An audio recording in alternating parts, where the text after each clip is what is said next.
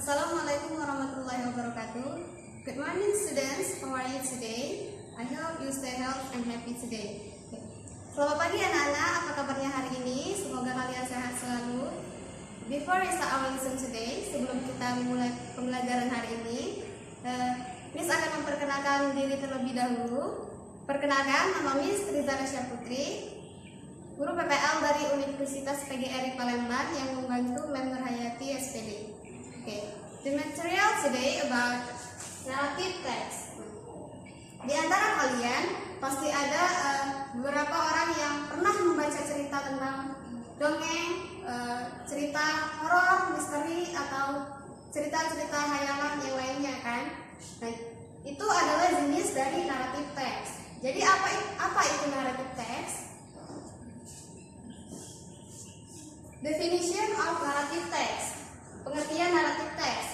Narrative text is an imaginative story to entertain people or readers. Jadi narrative text adalah teks yang dibuat atau cerita yang dibuat untuk menghibur orang atau pembaca.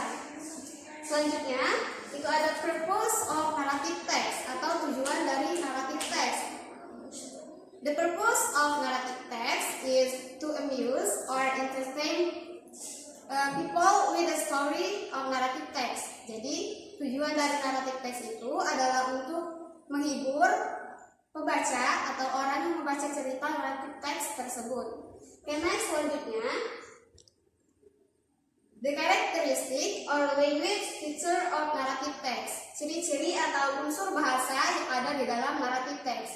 Yang pertama itu ada menggunakan past tense atau kalimat masa lampau, contohnya seperti walk, kill, run, dan lain-lain.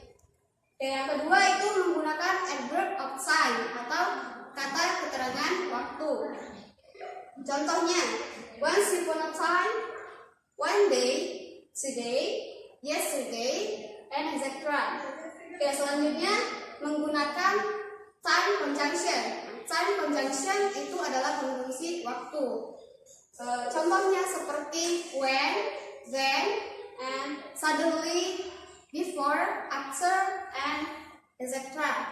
Selanjutnya itu menggunakan action verbs atau kata kerja tindakan atau kata kerja melakukan suatu tindakan. Contohnya di sini ada run, itu berlari, walk itu berjalan, when pergi, dan lain-lain. Selanjutnya itu ada specific character. Nah, di narrative text itu sendiri biasanya menggunakan specific karakter atau karakter khusus yang ada dalam cerita tersebut. Contohnya seperti karakter Cinderella, seperti Ariel, Snow White, bisa juga Pinocchio atau dan lain-lain. Selanjutnya itu menggunakan adverbial phrase. Nah, adverbial phrase ini adalah frasa kata keterangan. Contohnya seperti go to atau pergi ke, very quickly atau sangat cepat, at home atau di rumah, dan etc. Yang terakhir, ciri terakhir itu direct speech. Nah, di dalam narrative text biasanya ada direct speech atau kalimat langsung yang ada di cerita tersebut. Contohnya seperti the dwarf say, what is your name? Snow White say, my name is Snow White. Selanjutnya, kinds of narrative text atau jenis-jenis narrative text. Sini ada fairy tale atau dongeng. Dongeng seperti dongeng Cinderella, seperti dongeng Snow White, Pinocchio atau dongeng-dongeng yang lain. Yang kedua itu ada fable atau cerita yang karakternya itu adalah hewan, seperti The Rabbit and the Turtle itu kelinci dan kura-kura. Lainnya ada Mouse Deer and Crocodile, itu ada kancil dan buaya, dan cerita hewan lain. Yang ketiga itu ada horror. Seperti yang kita ketahui, horror itu cerita-cerita menyeramkan. Selanjutnya itu ada romance atau romansa atau cerita yang bercerita tentang percintaan. Selanjutnya itu ada mystery atau cerita-cerita misteri. Selanjutnya ada science fiction. Nah, di science fiction ini berupa cerita-cerita ilmiah yang dibuat oleh penulis. Misalnya bisa berupa pembahasan tentang luar angkasa atau tentang bumi atau tentang bulan yang berhubungan dengan ilmiah. Oke. Selanjutnya itu ada myth and legend. Nah, myth ini adalah mitos, and legend adalah legenda. Nah, legenda itu seperti legenda Danau Toba, legenda Sangkuriang, legenda si Taib Lida, ataupun legenda-legenda lain. Oke, selanjutnya ada history. Nah, history ini adalah sejarah. Jadi di jenis ini menceritakan tentang sejarah. Oke, selanjutnya itu slice of life. Nah, untuk slice of life ini biasanya berisi tentang cerita kehidupan, baik itu kehidupan sehari-hari atau kehidupan penulis yang berupa sebuah khayalan penulis itu sendiri, and etc. Oke, next selanjutnya itu generic structure atau struktur umum narrative text. Di sini ada 5 struktur umum yang ada di narrative text. Oke. Yang pertama itu ada orientation atau pendahuluan. Nah, orientation itu bagian awal atau paragraf awal yang biasanya berisi tentang pengenalan tokoh atau karakter dari cerita tersebut atau clue. Selanjutnya itu pengenalan tempat atau di mana kejadian atau cerita tersebut, itu where, and dan pengenalan waktu atau kapan waktu cerita tersebut itu terjadi. Oke, yang kedua itu ada complication. Complication itu adalah menjelaskan awal mula peristiwa atau kejadian cerita itu terjadi. Nah, di dalam complication ini juga terdapat interaksi antara karakter atau tokoh dari cerita tersebut yang biasanya menimbulkan sebuah konflik atau masalah, sebuah klimaks atau puncak masalah dan anti klimaks atau akhir dari masalah tersebut. Oke. Selanjutnya ada resolution. Nah, di bagian resolution ini adalah bagian akhir cerita atau solusi dari konflik atau masalah-masalah yang terjadi di complication.